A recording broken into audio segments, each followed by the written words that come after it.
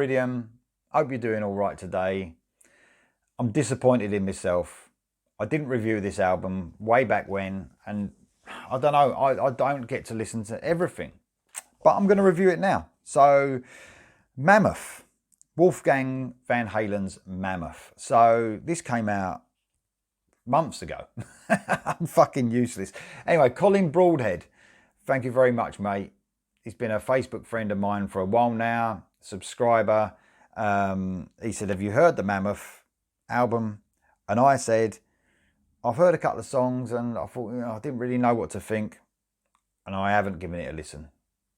Hands up, I didn't give it a listen. So I have now, and I fucking love it. Now, obviously, if anyone, including myself, was thinking it was going to sound like Van Halen in any way, it's ridiculous. This is his own thing. And I'm so glad it is. I'd hate to hear him try and do something like Van Halen. I'm so glad he's taken his own path with music. And you know what? The bands he's played with, you can see why he was going to go down this path. He's done stuff with Tremonti. He's obviously been in Van Halen as well. But the Tremonti stuff is modern heavy metal, basically. And although this ain't quite on the heaviness of Tremonti, it's got those feels of that modern, melodic, hard rock and heavy metal. Definitely. I mean, this is more hard rock, most of this, but there's metal as well in this, I'd say, with riffing and stuff like that. But this is a very riffy album. Like I said, very modern, melodic, big choruses as well. Some great choruses. Not always solos, though. Something, maybe just a melody line instead of a solo, but there's nothing wrong with that. I'm not always, there's enough solos done today. It's not like the early 90s and through, the mid 90s and late 90s. It's not like bands are never doing solos now. You get enough soloing from every fucker now.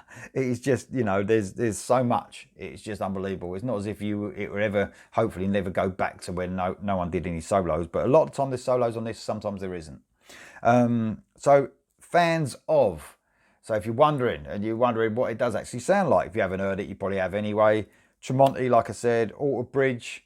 A little bit of Alice in Chains, Stone Temple Pilots, I'd say, and a more recent band, Mason Hill. Great band. It's got that sort of vibe, definitely. So I absolutely loved the album. I thought it was great. It surprised me. It shocked me. I don't know why it did, but I think the musicianship of Wolfgang Van Halen, he does everything on this album, does the vocals and every instrument. So he's got a great tone to his voice. It's got that melodic, modern hard rock tone. Straight away, you notice how good his voice is. Man, he's done an amazing job on this album, and I feel like a prick because I haven't reviewed it. And I should have done, way back when. I really should have done. I don't know why I didn't. I actually liked the single as well, the first single, so I don't know why I didn't review it. But I suppose there's so much going on in my life, apart from this channel. I don't always get time to do everything.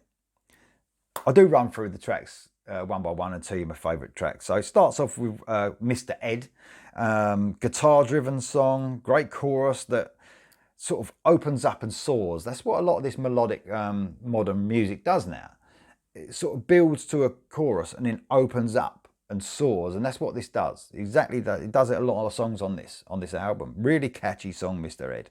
Next up is Horribly Right. Another heavy riff kicks this off. A bit Alice in Chains-esque, I would say. It's that sort of heaviness. It's a medium to fast-paced song, a rocking tune, riff heavy, and another chorus that opens up and soars. Very good at that. Alter Bridge do the same. Tremonti, he's got a lot of connections. Like I said, he did a couple of Tremonti albums with them playing the bass, and you can hear that influence here. Epiphany is next. This one is a little less guitar heavy in the verses, but has another great chorus, some great picky guitar parts throughout the verses, which really add to the song. A great song. It's a really cool start to the album. Don't Back Down is next. This was the second single.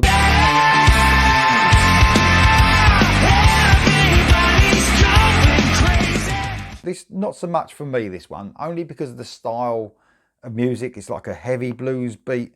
Some cool heavy riffing in the song though, but probably one of my least favourites.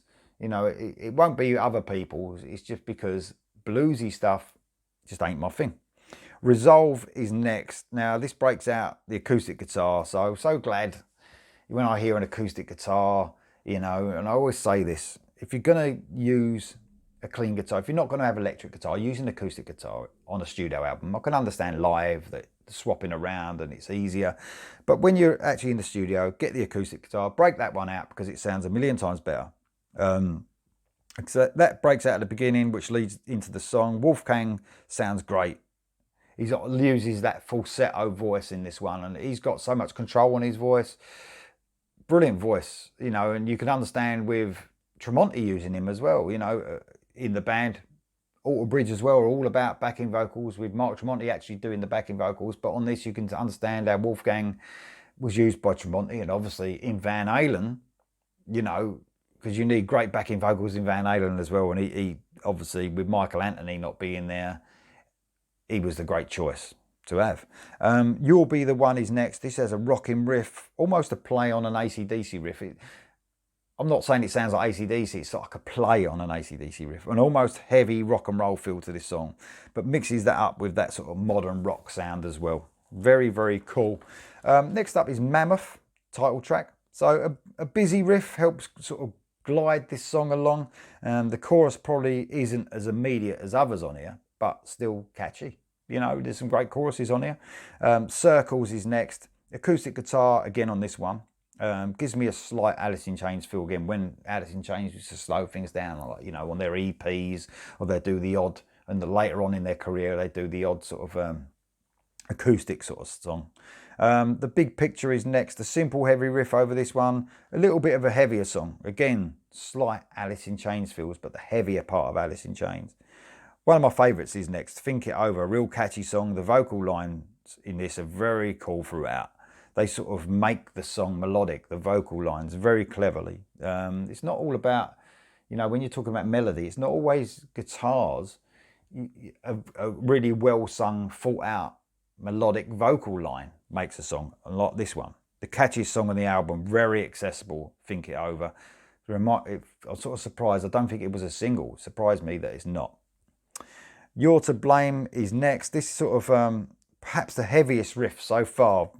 Almost reminds me of Balls on Parade by Rage Against the Machine. Like that.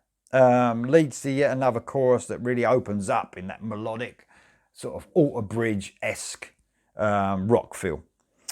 Feel is next. Start-stop riffs in the verses. Chorus is okay. Again, this is probably a bit of a dip for me. Like the other song, this is, I mean, there's not many dips on this album, but not one of my favourites. The next one is, though, a song called Stone. Now, this is a 6.5 minute song. Very, very subdued in the verses, but that makes the choruses, or when the guitar comes in, it makes it very fucking heavy. So it's like, does that. It sort of, it gives you that mellowness, but then when the guitar kicks in, it's fucking heavy. They sort of glide along like on this in a nice groove in those choruses, but man, when it gets going, the heaviness really comes in. This is a definite guitar-driven album. You know, if you was worried about what Wolfgang would sound like, maybe you heard the first single and you thought, you know, if it's always a bit too mellow for me. But no, there's some real heavy stuff on this.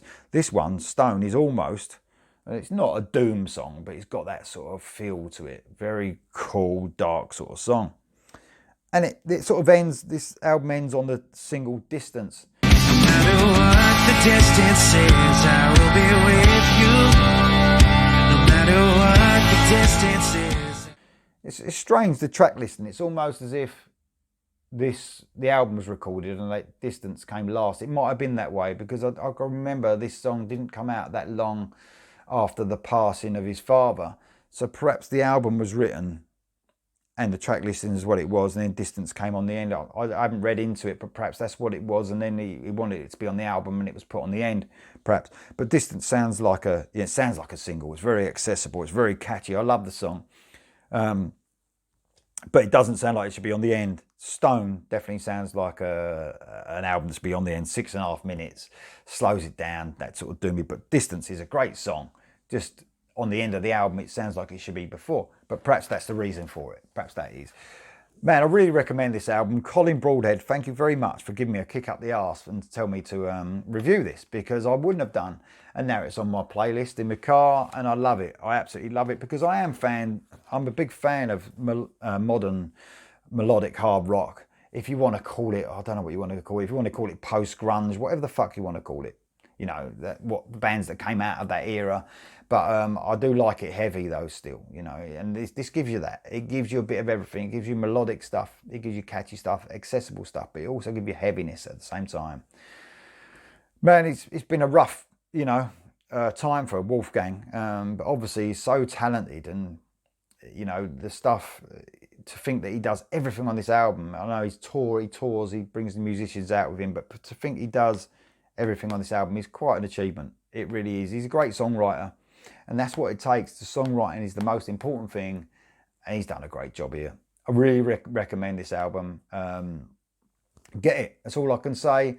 Comment below. You've probably heard this album, so you can comment below what you think of this album, and I'll see you next time.